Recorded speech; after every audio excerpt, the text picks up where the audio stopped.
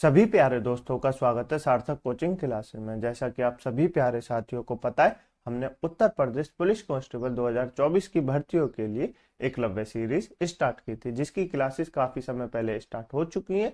यदि आपने इससे पहले की क्लासेस नहीं देखी तो उनको अवश्य देख लें। उसकी लिंक मैंने आपको नीचे डिस्क्रिप्शन में दे दी है। ठीक है दोस्तों, उन क्लासेसों को आप पहले अवश्य देखें। क्रमवाइज तरीके से हम अपनी क्लासेसों को कर रहे हैं, तो आप भी अपनी क्लासेसों को क्रमवाइज तरीके से देखें। ठीक है, आज हमारा जो हिस्ट्री का टॉपिक है वो है मौर्य साम्राज्य का भाग 2। यानी कि पिछली क्लास में हमने मौर्य साम्राज्य पढ़ा था, उसी का अगला पार्ट है आज मौर्य साम्राज्य। ठीक है दोस्तों, तो चलिए बिना देर के हुए हमारी आज की हिस्ट्री की क्लास स्टार्ट करते हैं।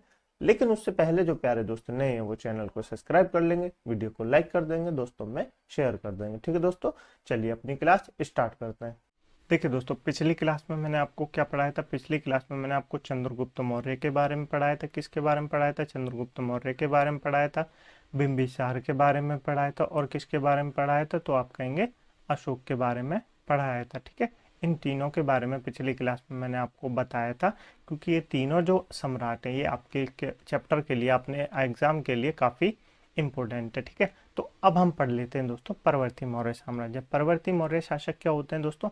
इन शासकों के बाद जो शासक आए वो आए थे। ठीक है, उनके बारे में जान लेते हैं। तो परवर्ती मौर्य शासक, मौर्य शासन कितने वर्षों तक रहा? तो आप बताएंगे 137 वर्षों तक रहा। कितने वर्षों तक रहा? 137 वर्षों तक रहा। अंतिम शासक कौन था इसका? बृहदर्थ। कौन था? बृहदर्थ। ठीक है, जिसकी हत्या सेनापति पुष्यमित्र शुंग द्वारा 185 ईसा पूर्व में हत्या कर दी गई और मगध में शुंग वंश का प्रारंभ हुआ। बृहदर्थ आपसे पूछा जाएगा मौर्य साम्राज्य का अंतिम शासक कौन था? तो आप बताएंगे बृहदर्थ। कौन था? बृहदर्थ। मौर्य साम्राज्य की स्थापना किसने की? तो आप बताएंगे चंद्रगुप्त ने की। ठीक है, बृहदर्थ की हत्या किसने की? पुष्यमित्र शुंग ने की। और मगध पे फिर किसका शासन हो गया? शुंग वंश का शासन हो गया। ठीक है, उसके पतन के कारण जान लेते हैं दोस्तों। मौर्य साम्राज्य जो इतना बड़ा था, उसके पतन के कारण क्या थे? लगभग अखंड भारत पे था। ठीक है, दक्षिण का थोड़ा भाग छोड़ने। तो सबसे पहला जो कारण माना जाता है अयोग्य उत्तराधिकारी। क्या माने जाते हैं?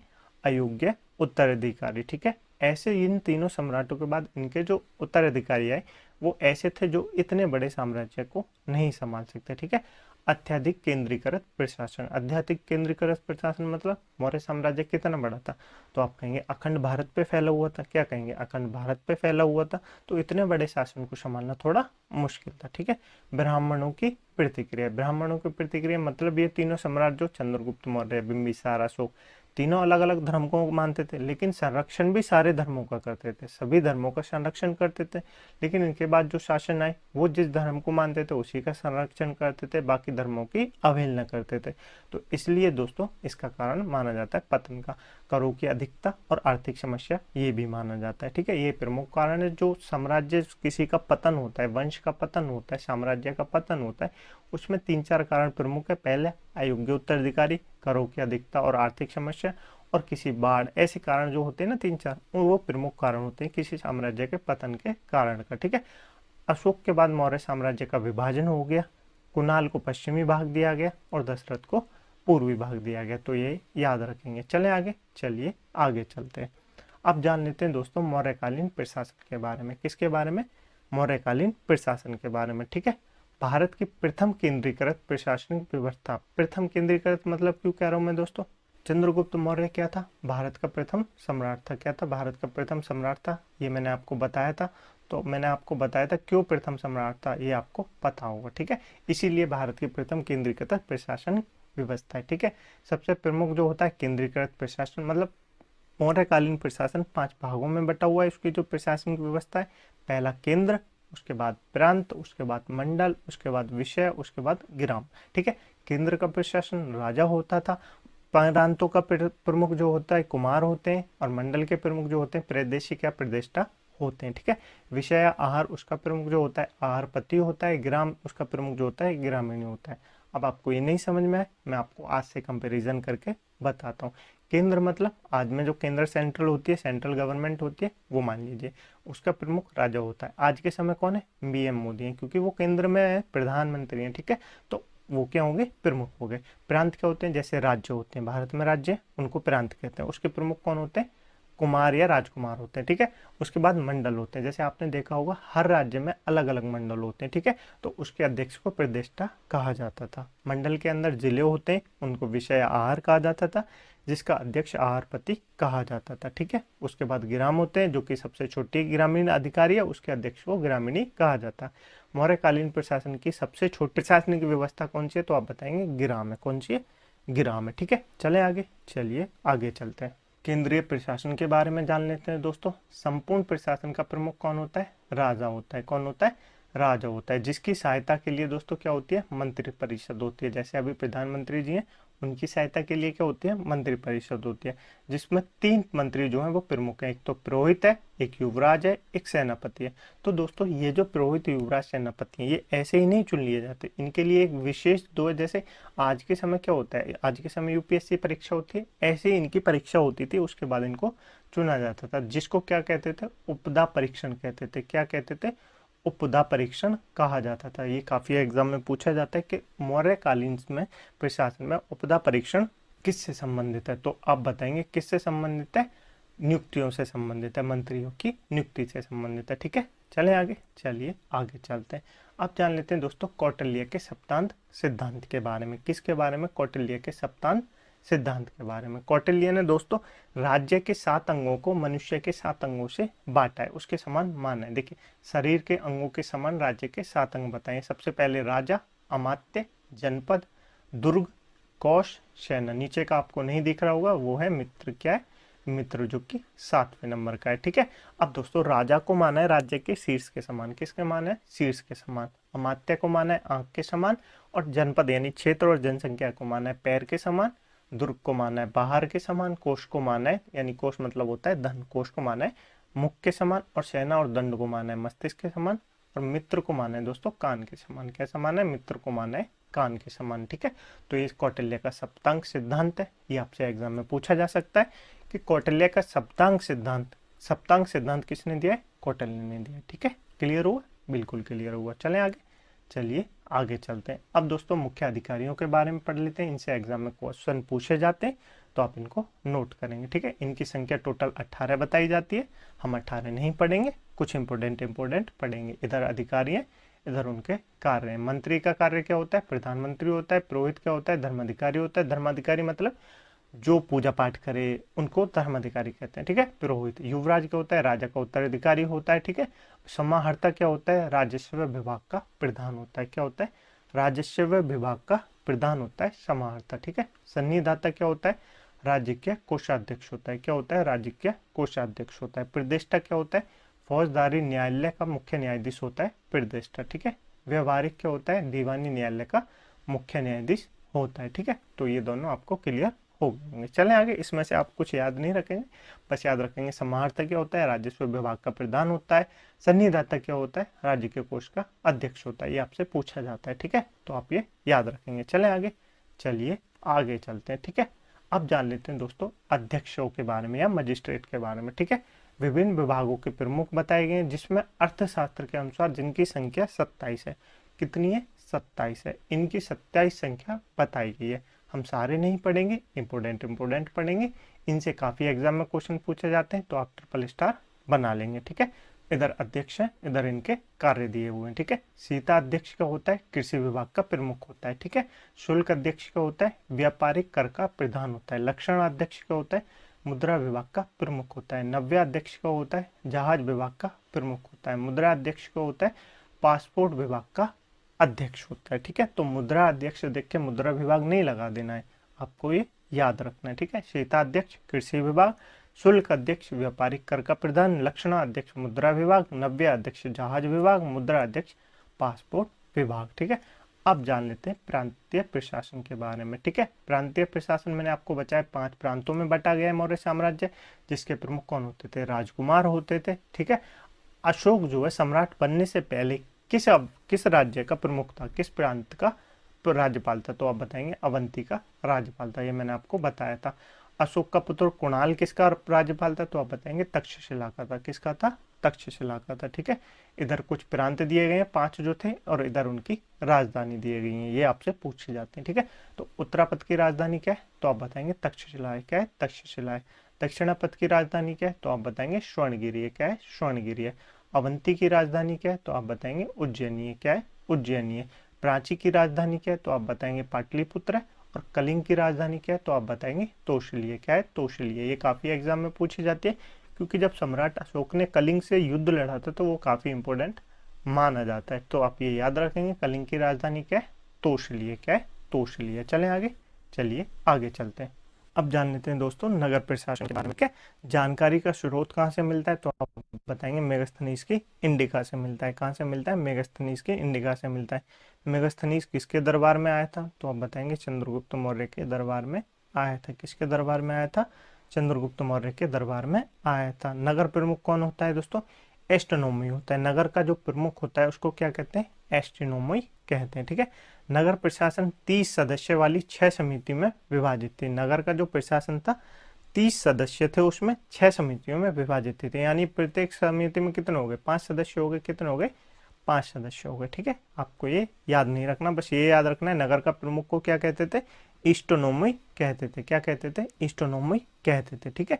गुप्तचर व्यवस्था भी थी। गुप्तचर को क्या कहते थे, गूढ़ पुरुष कहते थे। क्या कहते थे, गूढ़ पुरुष कहते थे जो गुप्तचर होता था। इसके प्रमुख कौन होता था, इसका प्रमुख महामात्य होता था, जिसको सर्प कहा जाता है। ठीक है, तो आप ये याद रखेंगे। नेक्स्ट है राजस्व व्यवस्था। राजस्व व्यवस्था दोस्तों क्या थी, आय का प्रमुख स्रोत क्या माना जाता है, तो भू राजस्व। भू राजस्व यानी कृषि वाला जो व्यय था उसको प्रमुख माना जाता है। भूमि 3 प्रकार की भूमि थी उस समय मौर्यकालीन प्रशासन में। एक तो सीता भूमि थी, एक भाग भूमि थी, एक अदेव मात्रक भूमि थी। 3 प्रकार की भूमि थी। सीता भूमि सरकारी भूमि को कहा जाता था, भाग निजी भूमि को कहा जाता था, अदेव मात्रक बिना वर्षा के अच्छी खेती वाली भूमि को कहा जाता था। ठीक है। भूमि कर क्या था, उत्पादन का 1/6 कौटिल्य के अनुसार है, या उत्पादन का 1/4 मेगास्थनीज के अनुसार है। ठीक है, ये याद नहीं रखना। बिक्री कर मूल्य का 10वां भाग, बिल्कुल याद नहीं रखना। अन्य कर रज्जु भूमि माप था, बल्ली धार्मिक कर था, विविध चारगाह कर था। तो ये पूछा जाता है रज्जु, मौर्यकालीन प्रशासन में रज्जु क्या था और बलि क्या था, तो आप बताएंगे रज्जु भूमि मापक का कर था और बलि धार्मिक कर था। ठीक है, तो ये याद रखेंगे, बिल्कुल याद रखेंगे। चलें आगे, चलिए आगे चलते हैं। अब जान लेते हैं सैन्य प्रशासन के बारे में। ठीक है। युद्ध क्षेत्र से सेना का नेतृत्व करने वाले अधिकारी को क्या कहा जाता था, नायक कहा जाता था। क्या कहा जाता था, नायक कहा जाता था। ठीक है। जस्टिन का विवरण देख लेते हैं। जस्टिन के विवरण के अनुसार कुल 6 लाख सैनिक थे, 50,000 अश्वारोही, 9,000 हाथी, 8,000 रथ यात्री। लुटेरों की भी सेना थी और पश्चिम उत्तर भारत का अधिकारी भी था। ठीक है। पिलनी का भी विवरण है, ये भी पूछा जाता है। 6 लाख पैदल सैनिक थे, 30,000 घुड़सवार थे, 9,000 हाथी थे। तो आप समझ सकते हैं कितनी बड़ी सेना थी उस समय। ठीक है। सबसे बड़ा सैन्य अधिकारी सेनापति होता था। मेगास्थनीज सेना का रखरखाव करने वाले की 6 समिति होती थी। मेगास्थनीज के अनुसार सेना की जो रखरखाव किया जाता था उसके लिए 6 समिति बनाई गई थी। ठीक है, चलिए आगे चलें, चलिए आगे चलते हैं। आज की क्लास दोस्तों मुझे लगता है आपको थोड़ी सी बोरिंग लगेगी, क्योंकि आज की क्लास में कुछ इंपॉर्टेंट टॉपिक नहीं है, पर इनसे एग्जाम में क्वेश्चन पूछे जाते हैं, तो आप ये ध्यान से देखेंगे। ठीक है, चलें आगे, चलिए। नेक्स्ट अप न्याय प्रशासन। न्याय प्रशासन क्या था दोस्तों, सर्वोच्च न्यायालय यानी राजा होता था। सर्वोच्च न्यायालय कहाँ होता था, राजा होता था। जनपद न्यायालय जिसको राजुक कहा जाता था, अशोक के द्वारा स्थापित किया गया था। ठीक है। ग्राम न्यायालय ग्रामीणी अध्यक्ष होता था। कठोर न्याय एवं दंड की व्यवस्था थी। कौटिल्य ने दोस्तों धर्म स्थायी यानी दीवानी न्यायालय बनाई, और कंटशोधन यानी फौजदारी न्यायालय बनाई। ठीक है, तो आप ये याद रखेंगे। धर्मस्थली दीवानी का व्यवहारिक अधिकारी था, ये मैंने आपको बता दिया। प्रतिष्ठा इसका अध्यक्ष होता है, ये आपको पता है। ठीक है। नेक्स्ट है मौर्यकालीन अर्थव्यवस्था। मौर्यकालीन अर्थव्यवस्था थी, कैसी थी, तो ये आपसे पूछा जाता है। मौर्यकालीन अर्थव्यवस्था थी कृषि प्रधान अर्थव्यवस्था। कैसी थी, कृषि आधारित अर्थव्यवस्था। ठीक है। इसका प्रमुख उद्योग क्या था, तो आप बताएंगे सूत की कताई व बुनाई था। क्या था, सूत की कताई व बुनाई था। ठीक है। व्यापार वाणिज्य का अधिकारी पश्चाध्यक्ष कहलाता था। क्या कहलाता था, पाश्चाध्यक्ष कहलाता था। ठीक है। सर्वश्रेष्ठ फसल धान थी, और बुरी फसल गन्ने को माना जाता था। बुरी फसल गन्ने को क्यों माना जाता था दोस्तों, क्योंकि गन्ना ज्यादा पानी खाती थी और खेत को भी नुकसान पहुंचाती थी। ठीक है। सिंचाई हेतु मंडल, सिंचाई हेतु क्या दोस्तों, मंडल कूप। कूप क्या होते हैं दोस्तों, कुएं को कहते हैं। क्या कहते हैं, कूप मतलब होता है कुआ, इनको कूप कहते थे। ठीक है। रिंग वेल्स का उपयोग किया जाता था। विनिमय का माध्यम चांदी के पंचमार सिक्के थे, जिनको पण कहा जाता था। ये काफी पूछा जाता है, तो आप इस पे स्टार बना लेंगे। यानी मौर्यकालीन प्रशासन में जो चांदी के सिक्के थे उनको क्या कहा जाता था? पण कहा जाता था। क्या कहा जाता था? पण कहा जाता था। ठीक है। माप की इकाई कौन सी थी? माप की दो इकाई थी, एक तो द्रोण थी, एक निवर्तन थी। क्या थी? निवर्तन थी। ठीक है। द्रोण अनाज मापन की इकाई थी, निवर्तन भूपि मापन की इकाई थी। तो आपको ये याद रखना है। ठीक है। चले आगे, चलिए आगे चलते हैं। अशोक के स्तूप के बारे में जान लेते हैं दोस्तों, जो काफी इंपॉर्टेंट है, एग्जाम में पूछे जाते हैं। ठीक है। प्रथम उल्लेख अशोक के स्तूप के बारे में कहाँ से मिलता है? ऋग्वेद से मिलता है। कहाँ से मिलता है? ऋग्वेद से मिलता है, जिसको ढेर कहा गया है। ऋग्वेद में क्या कहा गया है? ढेर कहा गया है। ठीक है। प्राचीनतम स्तूप को क्या कहा जाता था? पिपरवा स्तूप कहा जाता था। प्राचीनतम जो स्तूप है उसको पिपरवा स्तूप कहा गया है। मतलब पिपरवा स्तूप सबसे प्राचीनतम स्तूप है। ठीक है। जो कहाँ पर है? उत्तर प्रदेश में। ठीक है। सांची का स्तूप मध्य प्रदेश में। कहाँ पर है? मध्य प्रदेश में। ये काफी एग्जाम में पूछा जाता है। ठीक है। अशोक द्वारा ईंटों से निर्मित सांची का स्तूप है। ठीक है। भरूच स्तूप मध्य प्रदेश में, जिसकी नींव अशोक के द्वारा रखी गई, लेकिन बनाया किसने? पुष्यमित्र शुंग के द्वारा निर्माण किया गया। किसके द्वारा? पुष्यमित्र शुंग के द्वारा निर्माण कराया गया। ठीक है। स्तूप की संरचना के बारे में जान लेते हैं। ये छत्र होता है, ये यति होती है। अब ये नहीं पूछे जाते तो आप ये याद नहीं रखेंगे। ठीक है। चलें आगे, चलिए आगे चलते हैं। अशोक के अभिलेखों से क्वेश्चन ज्यादा पूछे जाते हैं तो आप याद रखेंगे। अशोक के अभिलेखों के बारे में जान लेते हैं। ठीक है। भारत में शिलालेखों का प्रचलन अशोक द्वारा हुआ था। किसके द्वारा हुआ था? अशोक द्वारा हुआ था, ऐसा माना जाता है। ठीक है। शिलालेख तीन प्रकार के थे। एक शिलालेख था, एक स्तंभ लेख था, एक गुहा लेख था। ठीक है। तीन प्रकार के लेख थे। शिलालेखों से ज्यादा क्वेश्चन पूछे जाते हैं, उन्हीं के बारे में हम पढ़ लेंगे, बाकी से नहीं पूछे जाते।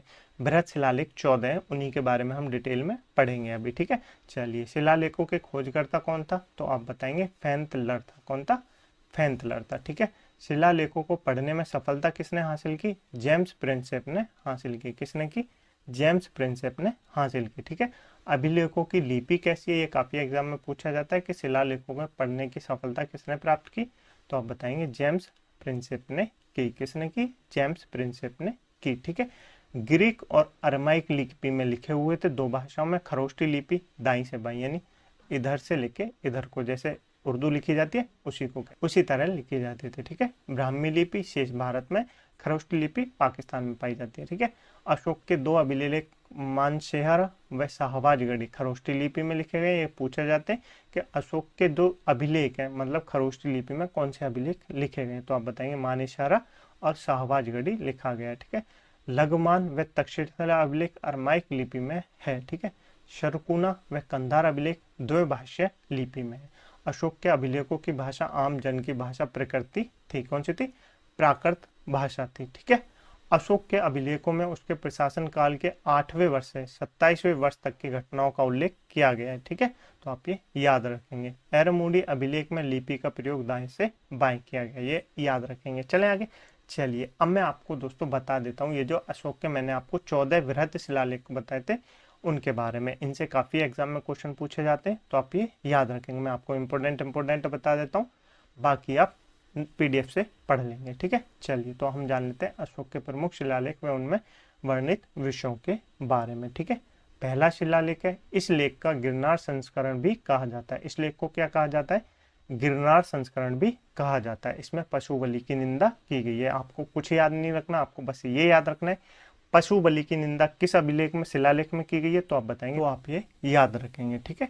दूसरा शिलालेख है, इसमें अशोक ने क्या बताया है? इसमें मैंने अपने सीमांत शक्तियों व पड़ोसी राज्यों में मानव व पशु चिकित्सा का प्रबंध किया है। आपको क्या याद रखना है? पशु चिकित्सा का संबंध किस शिलालेख में बताया गया? तो आप बताएंगे दूसरे शिलालेख में बताया गया। ये दोनों काफी इंपोर्टेंट है, इनको याद रखेंगे, ट्रिपल स्टार बना लेंगे। ठीक है। चलिए आगे चलते हैं। तीसरा शिलालेख क्या कहता है दोस्तों? तीसरा शिलालेख कहता है इसमें रज्जुक युक्त व प्रादेशिक का उल्लेख किया गया। राज्य के 12वें वर्ष अधिकारियों को यह आदेश दिया गया वह हर 5 वर्ष बाद दौरे पर जाएं। इसमें कुछ धार्मिक नियमों का भी उल्लेख है, ये आपको याद नहीं रखना, ये भी याद नहीं रखना। इस शिलालेख में बहरी घोष के स्थान पर दमघोष की स्थापना की गई है, ये पूछे नहीं जाते। ठीक है। मैं आपको इंपोर्टेंट बता देता हूँ, बाकी आप पढ़ लेंगे। 5वें शिलालेख में क्या है?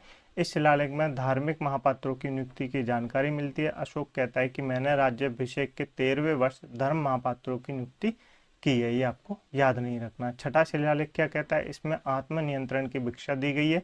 इसमें अशोक अपने प्रतिवेदकों को आदेश देता है कि मैं जहाँ भी रहूँ मुझे प्रजा के विषय में सूचना दे। ये आपको याद नहीं रखना, ठीक है। 7वां शिलालेख क्या कहता है? इसमें अशोक की तीर्थ यात्राओं का वर्णन किया गया है। वह कहता है सब जगह संप्रदाय के मनुष्य निवास करें। ये भी नहीं याद रखना। ना 8वां शिलालेख याद रखना है, बस आपको 3-4 शिलालेख याद रखने हैं। 9वें में क्या गया? इसमें शिलालेख में सच्ची भेंट, ये भी याद नहीं रखना। 10वां शिलालेख, इसमें आदेश दिया गया है कि राजा तथा उच्च अधिकारी हमेशा प्रजा के हित में कार्य करे, ये भी याद नहीं रखना। 11वां शिलालेख, इसमें धर्म की व्यवस्था की गई तथा धर्मदान को सर्वश्रेष्ठ बताया गया, नहीं याद रखना। 12वां शिलालेख, इसमें स्त्री महापात्रों और वज्रों, ये भी याद नहीं रखना।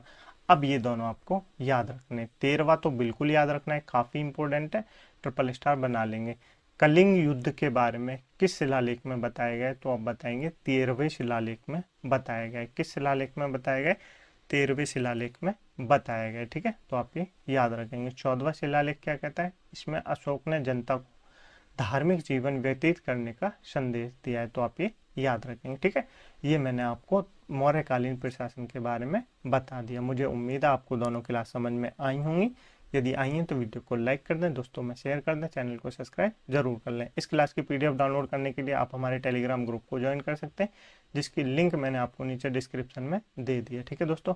चलिए, मुझे उम्मीद है आपको क्लास अच्छी लगी होगी। अपने ओपिनियन अवश्य कमेंट बॉक्स में बताएं कि आपको क्लास कैसी लगी, आपको क्लास समझ में आ रही है या नहीं आ रही, ठीक है। चलिए, मिलते हैं अगली क्लास में एक नए चैप्टर के साथ, जिसमें हम पढ़ेंगे क्या दोस्तों? ब्राह्मण वंशों के बारे में पढ़ेंगे, जैसे सातवाहन वंश, शुंग वंश, इनके बारे में पढ़ेंगे, ठीक है। चलिए, मिलते हैं अगली क्लास में एक नए चैप्टर के साथ। तब तक के लिए अपना ध्यान रखिएगा। जय हिंद, जय भारत।